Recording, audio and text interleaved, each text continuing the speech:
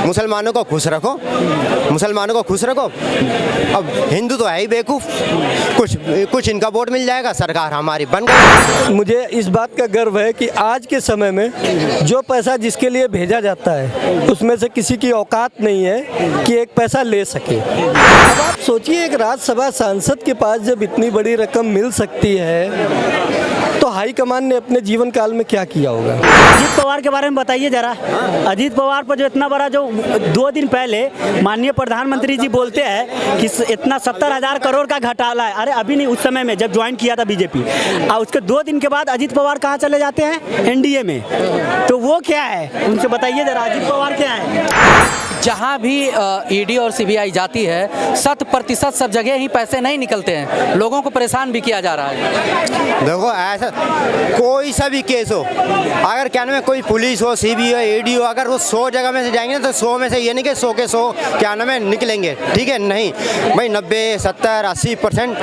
तो अगर 70% भी पकड़े जाते हैं तो इसका मतलब उसमें भी कामयाबी है कि हाँ भाई क्या नाम है, ठीक है ये कार्रवाई जो हो रही है। लेकिन अगर कांग्रेस या विपक्ष में है या महागठबंधन में है, उन्हीं के घर पे क्यों जाती है? ज़्यादातर भाई, मैंने क्या कहा, सबसे ज़्यादा जो करप्ट वगैरह जो शक है, घोटाले, वो उधर उस तरफ हुए हैं, लेकिन उस तरफ मैंने क्या कहा। अजीत पवार के बारे में बताइए जरा।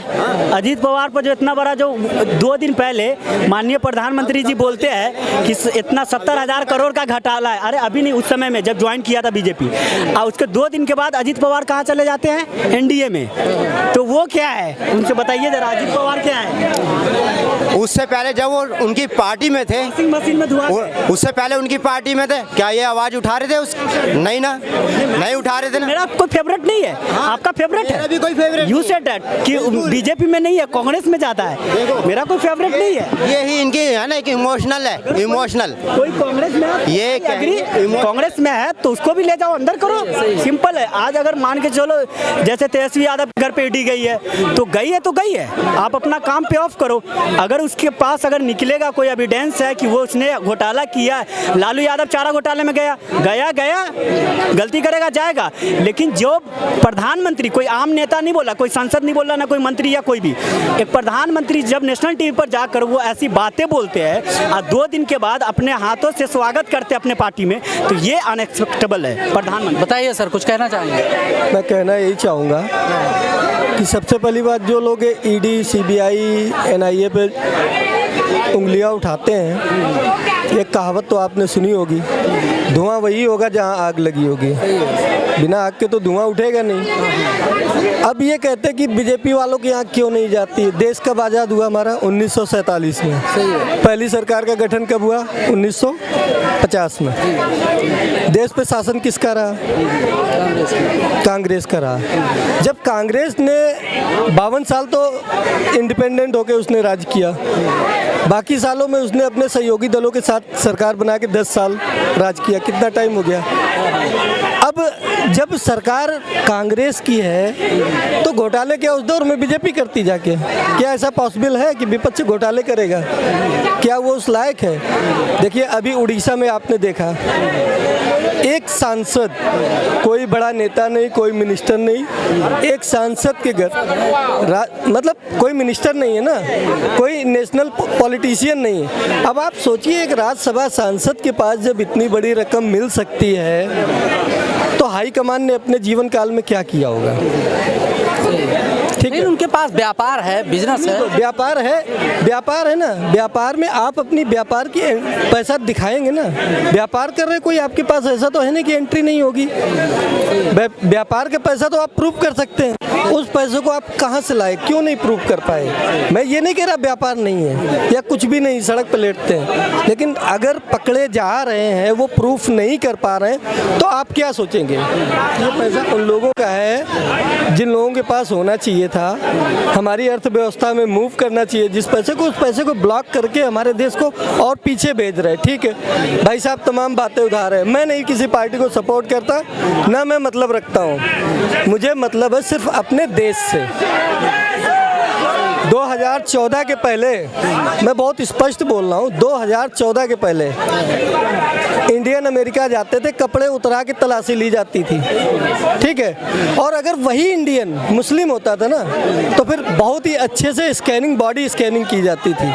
चलिए हम फिर बात करेंगे आपसे, क्या कह रहे थे? देखिए, मेरा जैसे ईडी पे ही आपने स्टार्टिंग किया था, तो मैं सिंपल एक बात बोलूँगा कि आज से कुछ 2 महीना पहले अगर जाओ तो DY चंद्रचूड़ का स्टेटमेंट आया था। किस पे? जो ईडी के ये थे, क्या बोलते, जो ऑफिसर थे, कोई शर्मा बोल के थे, जिनका बीजेपी गवर्नमेंट ने 3 बार एक्सटेंशन पेश किया था। तो 2 बार तो एक्सटेंशन मिल गई थी ईडी के जो ये थे, लेकिन तीसरा एक्सटेंशन नहीं मिला। DY चंद्रचूड़ साफ साफ बोले थे कि या तो गवर्नमेंट हमको ये बताए कि ऐसा क्या रिश्ता है ईडी के इससे कि बार बार आप एक्सटेंशन क्यों, क्या देश में इससे बड़ा कोई काबिल अफसर नहीं बचा है कि ईडी का एक ही आदमी को एक्सटेंशन 3 बार क्यों दिया जा रहा है? कोई आप अपना रिश्ता बताइए, नहीं तो बताइए कि देश में कोई काबिल अफसर है ही नहीं। बताइए सर। मैं बताता हूँ, इनके घोटाले की तो बात, घोटालों की तो बात दूर छोड़ दो। मैं इनकी क्या नाम है तानाशाही वाली बात बता देता हूँ। कांग्रेस के शासन में 60 साधुओं ने गौ हत्या के लिए एक आंदोलन किया था। 60 साधुओं ने गौ हत्या आंदोलन किया था बचाने के लिए, ठीक है, सिर्फ किस लिए कि गाय ना काटे। उनको इंदिरा के शासन में, कांग्रेस के शासन में गोलियों से भून दिया था।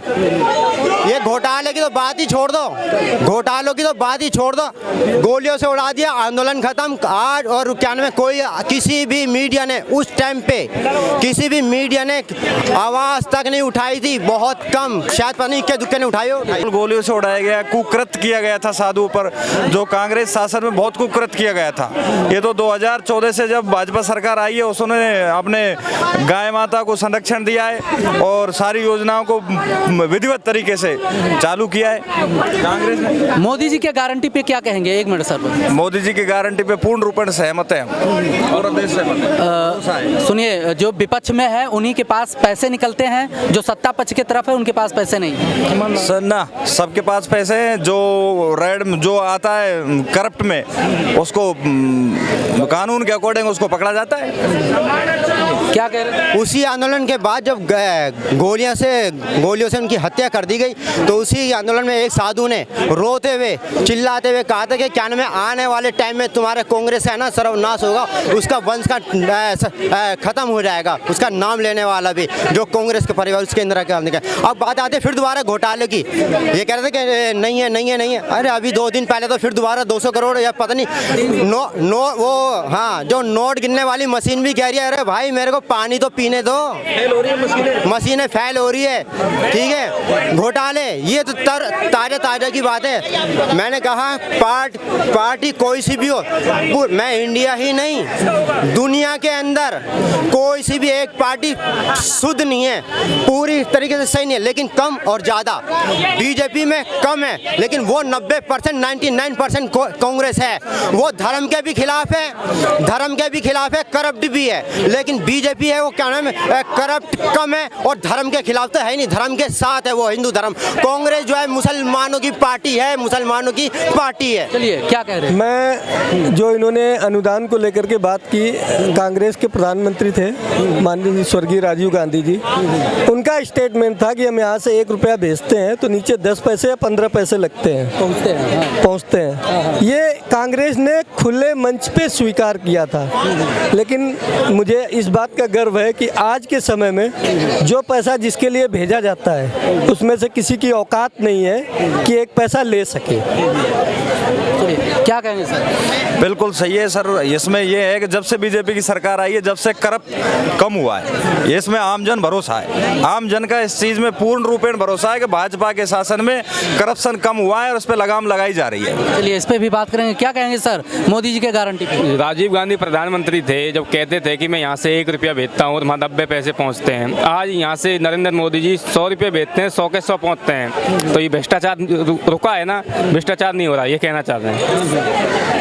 क्या लगता है, लोकसभा चुनाव 2024 एकदम सर पे है, जितने भी विपक्ष के लोग हैं उनके यहाँ सीबीआई और ईडी जा रही है। विपक्ष का मुद्दा यही है कि सत्ता पक्ष के दबाव में जो है जांच एजेंसियां घेरे में ला रही है। क्या कहेंगे? आने वाले 6 महीने के बाद में लोकसभा में प्रचंड बहुमत के साथ में सुशासन का कमल खिलेगा और आदरणीय प्रधानमंत्री जी पुनः इस राष्ट्र के सेवक बनेंगे, प्रधानमंत्री बनेंगे। विश्व में भारत विश्व गुरु के रूप में एक नई महाशक्ति के रूप में बढ़कर सामने आएगा। और जिस प्रकार की विपक्ष फिर मोदी जी ही क्यों प्रधानमंत्री बने? बहुत से नेता हैं। आज मोदी जी के नेतृत्व में जिस प्रकार भारत विश्व पटल पर आगे बढ़ रहा है, आज एक महाशक्ति के रूप में उभर कर सामने आ रहा है, तो आम जनता को ये स्वीकार है, जनता स्वीकार कर रही है, जनता उनको प्रधानमंत्री के रूप में देखना चाहती है। 6 महीने बाद में पुनः पूर्ण बहुमत के साथ में लोकसभा में भेजेगी और देश के यशस्वी प्रधानमंत्री बनाने की सौगात देगी। कांग्रेस पार्टी बहुत बड़ी पार्टी है, पुरानी पार्टी है, राहुल गांधी जी अगुवाई करते हैं, इतना मेहनत कर रहे हैं प्रधानमंत्री बनने के लिए, नहीं लगता कि वो प्रधानमंत्री बन सकते हैं? इसका जवाब पूरे देश की जनता आने वाले चुनावों में दे देगी। कांग्रेस का सुपड़ा साफ होगा बिल्कुल पूरे देश से, और एक ही है, जय श्री राम, नरेंद्र मोदी जिंदाबाद। क्या कहेंगे सर, मोदी जी के गारंटी पे कितना भरोसा है? मोदी जी की गारंटी पे पूर्ण भरोसा है। अब मैं राजस्थान से आता हूँ, अभी आप राजस्थान में देख लीजिए, कांग्रेस की सरकार की पूरी तरीके से हार हुई है, पूरी तरीके से जनता ने उसको नकार दिया है, और भारतीय जनता पार्टी की बहुत अच्छी सीटों के साथ में बहुमत में आई है। और आप इसी चीज़ को मैं आपसे वादा करके जा रहा हूँ यहाँ कि 25 लोकसभा है राजस्थान के अंदर, 25 के 25 में भारतीय जनता। राजस्थान की एक मैटर हम बताते हैं, अभी ताज़ा न्यूज है तत्काल का। महागठबंधन की तरफ से ट्वीट आया है कि वसुंधरा राजे जी अगर चाहें तो कांग्रेस के सपोर्ट से सरकार बना सकती है। क्या कहेंगे? देखिए, इनके पास खुद के जैसा करना चाह रहे हैं, जैसे मैं वैसे आप हो जाओ, लेकिन भारतीय जनता पार्टी में ऐसी कोई रीति नहीं है। और राजस्थान में संगठन मजबूत है, केंद्रीय नेतृत्व जो करेगा वो हम सभी कार्यकर्ताओं को। लेकिन 3-4 दिन हो गया, अभी मुख्यमंत्री नहीं बन पाए चुनाव काउंटिंग। देखिए, माननीय प्रधानमंत्री जी विदेश दौरे पर थे, उसके बाद जब से आए हैं वो कई प्रोग्रामों में व्यस्त है। कल इसकी 15 तारीख को शपथ लेंगे। मोदी जी के गारंटी पे कितना भरोसा है? सर, मैं सबसे पहले ये बताना चाहूँगा कि देश सुरक्षित तो हम सुरक्षित हैं। सरकारें आती जाती रहती है, ये अटल बिहारी वाजपेयी ने कहा था कि सरकारें बनती रहेगी, चलती रहेगी, बल्कि सबसे जो अहम योगदान है बीजेपी गवर्नमेंट का वो ये है कि 370 ये मतलब एक अंतर्राष्ट्रीय मुद्दा था, भारत का तो था ही इसमें, क्योंकि हमारी घर की लड़ाई थी, सबसे पहले इसको क्लियर किया है। दूसरी बात है कि राजस्थान में जो हमारे कि अभी मुख्यमंत्री आप बोल रहे थे कि वसुंधरा जी ये चाह रही है कि कांग्रेस में आ जाइए। राजस्थान में सरकार बीजेपी की बनी है, बेशक बीजेपी के मुख्यमंत्री वहाँ पे बैठेंगे, क्योंकि जो कांग्रेस का है, कांग्रेस में जहाँ पे इलेक्शन होता है वो सीएम का जल्दी चुनाव इस वजह से होता है क्योंकि एक ही परिवार डिसीजन करता है, तो वहाँ से ऑन द स्पॉट जो डिसीजन हो गया वो सबको मान्य होता है। यहाँ पे क्या स्टेप बाय स्टेप चलता है, क्योंकि बीजेपी के पास में काबिल नेता बहुत है। जहाँ पे कांग्रेस की गवर्नमेंट बनती है वहाँ एक या दो नेता होते हैं कि इनको सीएम बनाना, इनको डिप्टी सीएम बनाना, तो वो चुनाव से पहले फिक्स होते हैं, उनका तो बस के शपथ ग्रहण करवा दीजिए। बीजेपी के पास में क्या योग्य उम्मीदवार बहुत होते हैं, जैसे अभी राजस्थान में देख लीजिए, वसुंधरा जी है, दिया कुमारी जी है, ओम बिरला जी है, रेल मंत्री जी भी है, किरोड़ी मीना जी भी है, बहुत सारे योग्य नेता, बाबा बालकनाथ जी भी है, मतलब 6-7 उम्मीदवार है जो अब सीएम की रेस में, तो हाई कमान है वो डिसीजन करेगी, तो बेशक उसमें बीजेपी का ही अपना मुख्यमंत्री का चेहरा होगा। अच्छा, क्या कहेंगे सर, मोदी जी के गारंटी पे कितना भरोसा है? 100% भरोसा है मोदी जी गारंटी पर। दोबारा आएंगे, प्रधानमंत्री बनेंगे? प्रचंड बहुमत के साथ भारतीय जनता पार्टी आएगी। और भी पार्टियां हैं और नेता हैं? कोई पार्टी नहीं, और बीजेपी आएगी बस। आखिर बीजेपी क्यों आना चाहिए? बीजेपी सनातन धर्म के कार्य करती है और राष्ट्र हित में कार्य करती है, राम मंदिर बनाया है, और कांग्रेस का सुपड़ा साफ होना निश्चित तौर से होना है। चलिए सर, वैसे तो जिधर भी जाओ सब कहते हैं कि हाँ मोदी जी को आना चाहिए, मोदी जी के गारंटी पे 100% भरोसा है, लेकिन यहीं पर अगर बात की जाए, सभी कह रहे हैं कि मोदी जी जो है गुमराह कर रहे हैं लोगों को, अंधभक्ति दिख रही है लोगों के बीच में। क्या कहेंगे? अब उनके पास कहने के लिए है क्या? कहें तो कहें क्या? उनके पास कुछ भी नहीं है कि मोदी को किस तरीके से बदनाम किया जाए। मोदी को बदनाम करने के लिए, बीजेपी को बदनाम करने के लिए, बल्कि मोदी को बदनाम करने के लिए वो ऐसे काम साजिशें रची हैं जो देश विरोधी साजिशों के जो ताकतें उनका भी साथ देने लगे हैं, और वो हद से हद तक चले गए, किसी भी हद तक चले गए। जैसे कि क्या नाम है, राहुल गांधी बाहर जा कर के वो क्या कहते हैं, क्या नाम है, देश के अंदर अल्पसंख्यक जो समुदाय हैं वो क्या नाम है खतरे में, ठीक है, और बहुत ऐसी बातें क्या नाम है राहुल गांधी, और जो हिंदुओं के खिलाफ बोल जाते हैं, क्या नाम है मंदिर वो जाते हैं जो बाहर आकर के वही लोग लड़कियां छेड़ते हैं। तो ऐसी जो विचारधारा है और ऐसी जो सोच सोच है ना पूरे गठबंधन की भी और उनकी भी, और क्या नाम है जो स्टालिन ने हिंदू विरोधी बयान दिए, स्वामी प्रसाद मौर्य ने बयान दिए, क्या इस गठबंधन ने क्या उनका विरोध किया? नहीं किया। तो पब्लिक जो जानती है, आज जनता है ना काफ़ी जागरूक हो गई है, क्या नाम है कौन देश के धर्म के खिलाफ है, कौन किसके खिलाफ है, ये समझ चुकी है। पहले बहुत क्या नाम है ऐसे क्या नाम है उनकी एक पॉलिसी थी कांग्रेस की, और आज भी वही पॉलिसी पे चल रही है, क्या नाम है मुसलमानों को खुश रखो, मुसलमानों को खुश रखो। अब हिंदू तो है ही बेवकूफ़, कुछ इनका वोट मिल जाएगा, सरकार हमारी बन गई। में है ना मुसलमानों को भी थोड़ा सा समझ आ गया और हिंदू तो जागरूक हो गया है, तो इस वजह से उनकी सरकार नहीं बन रही है और हार रही है कांग्रेस।